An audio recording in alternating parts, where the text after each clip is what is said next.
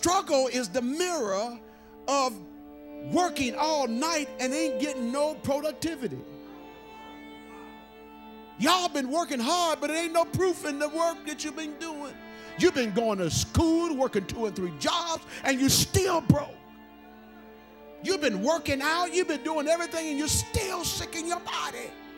And you love God so until you've given everything until it hurts, and now you are questioning your salvation.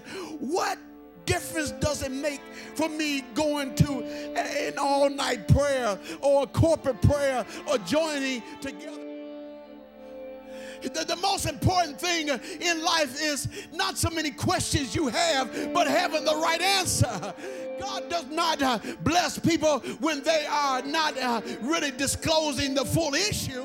He want to see your sincerity. He want to see your humility. He want to see, amen, where you really do need him. He wants you to know, hallelujah, that he is the controller, not you.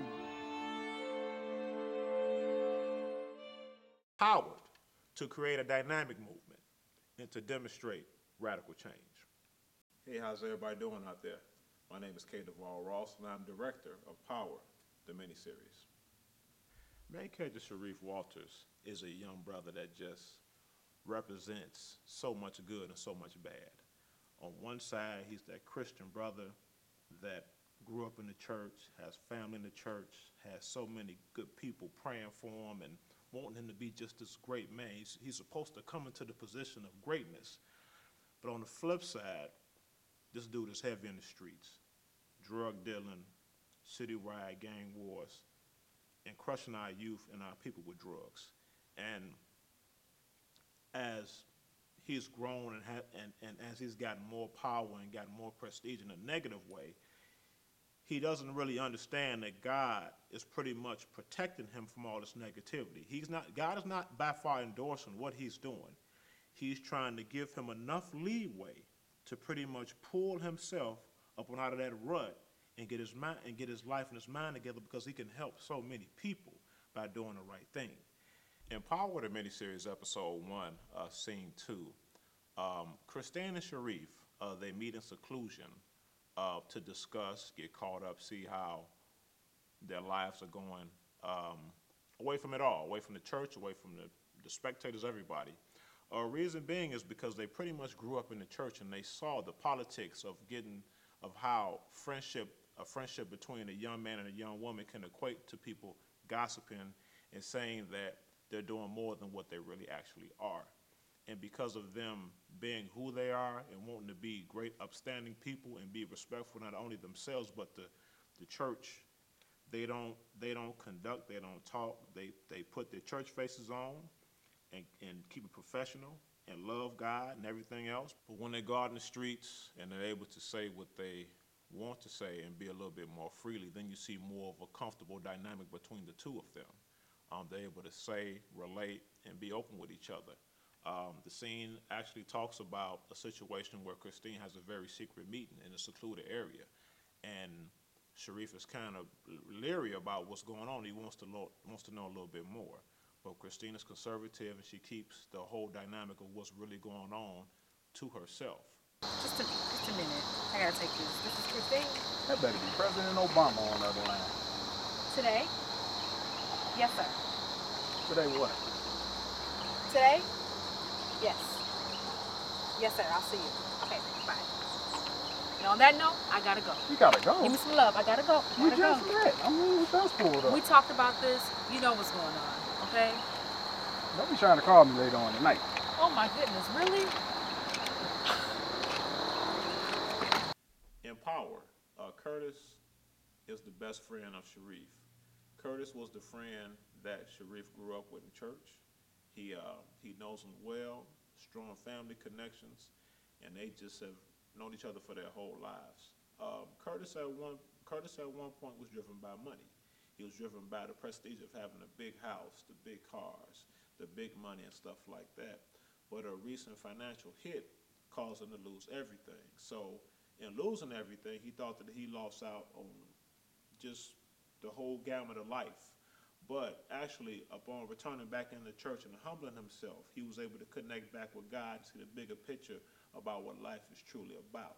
So, with knowing that, he wanted to minister to Sharif, his good friend, and bring him closer to the church to kind of bring him with him closer to God. But Sharif is not having that because Sharif is a worldly man and his criminal enterprise is built off worldly acquisitions and dealing with worldly people to push a worldly drug. So it just wasn't going to happen.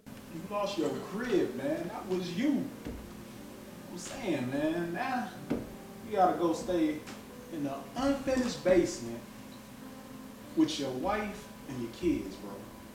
Not to mention that unfinished basement is located at the bottom of your parents' house, bro. In Power, the miniseries, we have Sharif, the main character, but we also have his supporting cast. One is Street Lieutenants in the series is a man character by the name of Mole Man. Mole Man is pretty much the security, the muscle that controls the streets, while Sharif is able to do the higher level, upper echelon parts of business. Mole Man's character is more very, very gritty, urban, handles business with the pistols and the guns, and assembles the muscle and the teams to handle street business for Sharif. But over the years, the dynamic has kind of changed between those two. Mole Man's become more jealous. He wants more power. He wants more money. He wants more prestige. He's tired of being a number two person. So with that being said, as the dynamic between Sharif and Mole Man develops, it becomes more so tense and heated. They're mostly trying to figure out. It's kind of like a chess match between two powerful men. But of course, Sharif has the upper hand as far as the mentality and the money. Time we gonna handle this. I got something on my sleeve. Bro, you the man. We gotta listen to what he talking about, man. Appreciate that. You got this, man. It's your word. In due time. You know what I'm saying? We just gonna sit back and let that coffee brew. And brew. And brew. And we gonna sip. You understand me? Well, I want my cup now. I say we start sipping. Cool. That's Nah, cool. You have no idea what I got on my sleeve. In episode 1, you see the Cummings family together, having cake and relaxing, and you see the true love and the true dynamic and the true feeling that we'll be together. We'll be together and we're going to be okay. We're going to love each other. We're going to love God. That's a true rarity in families nowadays. Mrs. Cummings' character, she loves her man. She knows his past. She knows what he's been through, but she's going to ride with her man, and she's going to show the world that despite good or bad, I love this man. And it shows and it kind of exudes throughout the episodes. And in a couple of the episodes down the road, that love is going to be tested. But this woman is truly in love with Mr. Cummings. So what do you guys think of my cake? Mom, it is good. It is. Love, love. It's good. Oh yeah, absolutely. You calling me baby or her? You ain't calling me Talking to baby. my I daughter. knew you weren't talking But to you me. know what? I'm going to be so kind since our daughter's here because I'm trying to set an example for her. I'm going to call you baby today. Thank you, baby. I sure Thank you appreciate guys. it. It Appreciate won't it. happen in No another problem. year, but you know. Well, I'll take it right now. I'll put it on recording. I keep playing, baby. Please don't get this twisted, America. Mrs. Cummings represents strength, and she will go there if she's crossed or her family is disrespected. So I think that with this character, people are going to grow to love this character because she's going to show people that you can still be to the point, still be loving, and still be spiritual, all in the same person. And that's what America needs to see. Christine's father, the male character, Mr. Cummings, in Power, the miniseries, is a man that in many ways has seen it all in the streets. He's been through so much: drugs, alcoholism, out of wedlock sex, just so many different things that have shaped him in both positive and negative ways to be who he is right now. With that being said, the storyline strengthens from that because we show how God has helped him in his life and how God has strengthened him. But also in strength, sometimes we can also be weak in very, very small or minute moments or in very private moments. It's just that with Mr. Cummings, Christine's father, his judgment and his pain comes when he comes and sits in service and sees all the good that God has done, okay?